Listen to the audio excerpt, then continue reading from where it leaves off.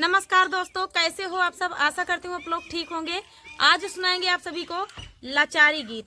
तालाब जब पूजा जाता है तो जो जाया जाता है, तालाब पूजते समय का गीत है लाचारी, तभी ये गीत गाया जाता है। तो सुनिएगा और बताइएगा कैसा लगा। बहुत ही प्यारा गीत है। तो देर न करते हुए चलिए सुनाते हैं ये प्यारा सा लाचारी गीत। कुआना के पानी बड़ा खारा, बाला माता नी धीरे पुकारा। कुआना के पानी बड़ा खारा, बाला माता नी धीरे पुकारा। कुआना के पानी बड़ा खारा, बाला माता नी धीरे पुकारा। हमारे ससुर जी के बागा बगीचा, हमारे ससुर जी के बागा बगीचा।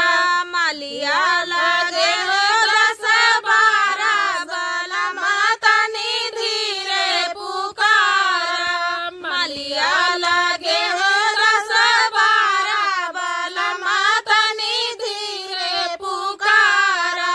कुआना के पानी बड़ा खारा, बाला माता नी धीरे पुकारा। कुआना के पानी बड़ा खारा, बाला माता नी धीरे पुकारा। हमारे ससुर जी के ताराई नारा, हमारे ससुर जी के तालाई नारा। हमारे ससुर जी के ताराई नारा, हमारे ससुर जी के ताराई नारा।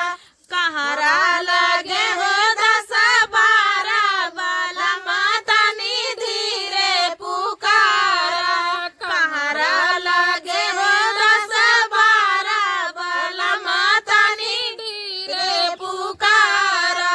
कुआना के पानी बड़ा खारा, बाला माता नी धीरे पुकारा।